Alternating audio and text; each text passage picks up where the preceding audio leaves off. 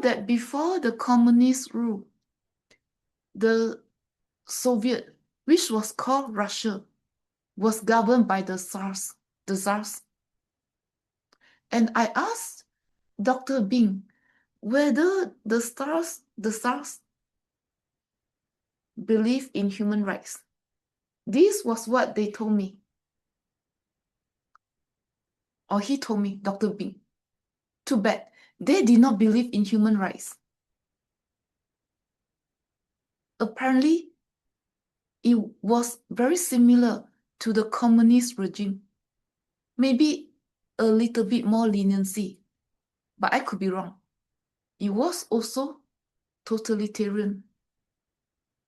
A lot of repression, lack of civil liberties. And as we've seen from older movies, the Tsars and his relatives and his family members, they live a very lavish lifestyle. So limited human rights, according to Dr. Bing. Dissent were punished, thrown into prison. We've seen that before on YouTube. It was a repressive regime. Very few freedoms were given to the population. So it was not very different from the communist rule, according to Dr. Bing. And when the communists took over in 1917 until 1991, they too did not believe in human rights. And it was also a totalitarian regime, limited human rights. They were worse. They more actively suppressed disparate views and freedom of speech. It was worse than the Tsars and the monarchy. Even though the Soviet Union, they signed the International Human Rights Document, but the authorities, the communist authorities, did not follow that.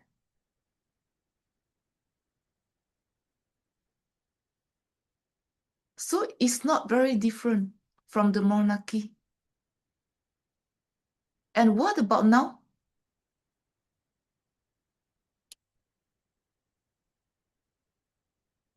What about from Gorbachev's? I think he was the last senior secretary of the Communist Party before the regime collapsed. And I think Gorbachev's mindset or belief were very similar to Putin's. That's my take. I could be wrong.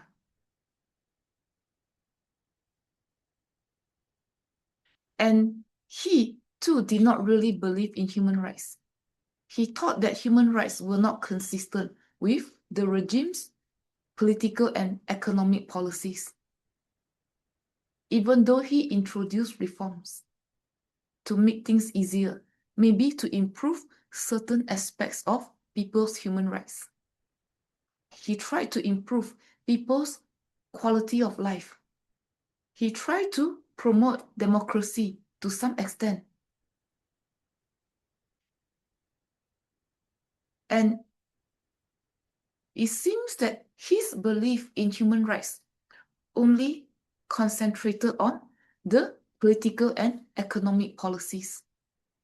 It was very different from the Western countries' belief in human rights, as we saw from these search results. And he combined openness and repression. Maybe people from different political regimes have different belief in human rights, as implied by these slides. It wasn't very different from the Tsars, the monarchy, and the earlier communist rule. Human rights were perceived in a different way than how people in the Western country perceived it.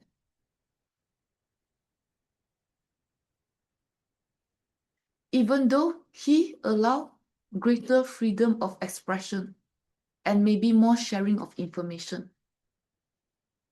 He tried to expose corruption and inefficiency. As we can see, Gorbachev was paving the way to transition to the collapse of communism to Putin's and other Putin's predecessors' rule. He tried to encourage openness. He tried to fight corruption within the regime.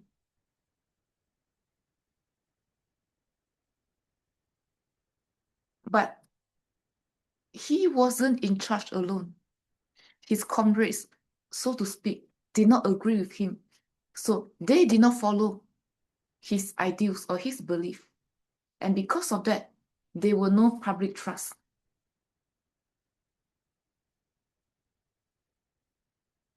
And as we can see from this slide, people's belief of human rights in Russia, then in Soviet, and maybe back to Russia again, they haven't changed a whole lot from the monarchy right until Putin. That's my impression when I read this, after I asked Dr. Bing about all this. People's perception of human rights haven't changed a whole lot.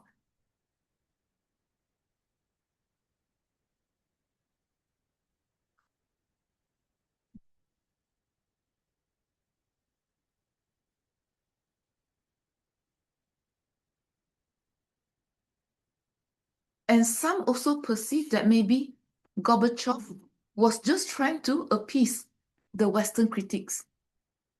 So as we can see from these three slides, the belief system from Russia in the monarchy era until now, the Putin era, they haven't changed a whole lot. The same can be said for the value system of Russia and then Soviet and back to Russia again. When we read these three slides, it seems to us that what is right or wrong related to human rights haven't changed a lot from monarchy until now in Russia. It seems that their belief and value system were pretty much set in Russia and in the previous Soviet Union and back to Russia again. So my point is, the concepts of belief and values were portrayed in these three slides. And let's look at China. China was a monarchy like Russia. And they've been through many, many dynasties, many, many emperors.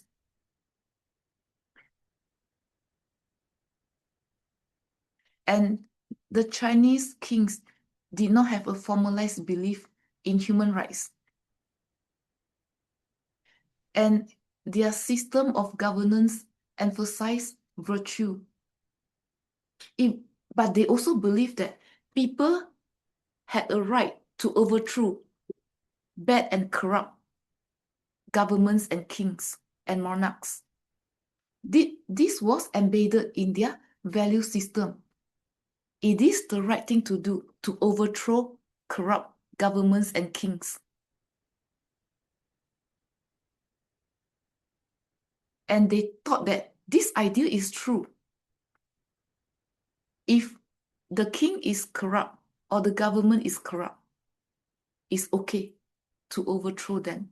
That was their belief system and value system in ancient China under different kinds of monarchies. They believed that the mandate of heaven doctrine was true. Kings were appointed by heavenly beings. But that's the belief. They had the idea that it was true that kings and queens and aristocrats were appointed by heavenly beings. This idea was true in their mindsets many, many, many centuries ago. This was central to their political thought. This was deeply ingrained in their belief system. But their value system also indicated that even though the kings and aristocrats were appointed by heavenly beings, it is also okay to overthrow them, to start a revolution if they weren't doing their job properly. So the Chinese belief system and value system differed vastly from the Russian belief and value system under the Tsars, as we can see.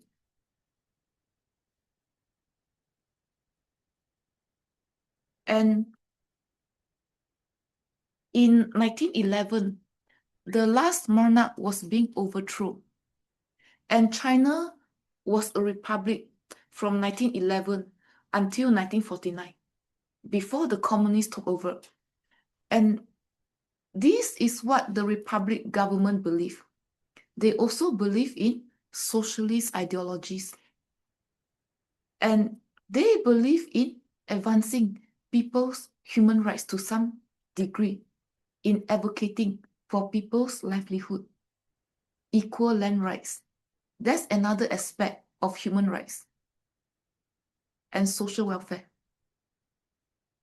So things changed somewhat when China became a republic for 30 years or so. But it was also an authoritarian regime. Even though they expanded on human rights.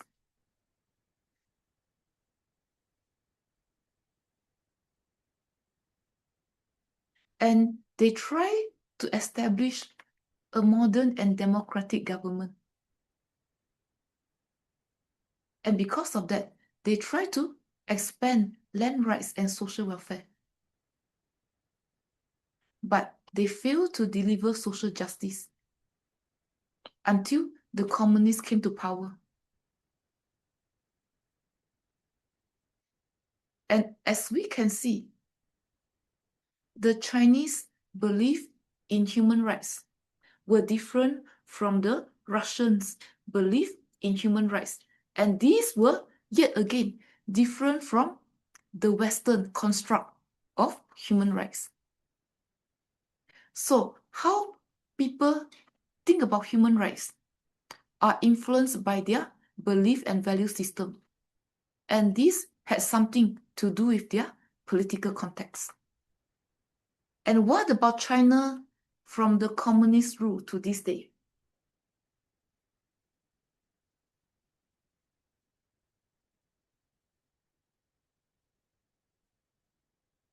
People criticize them for violating the human rights.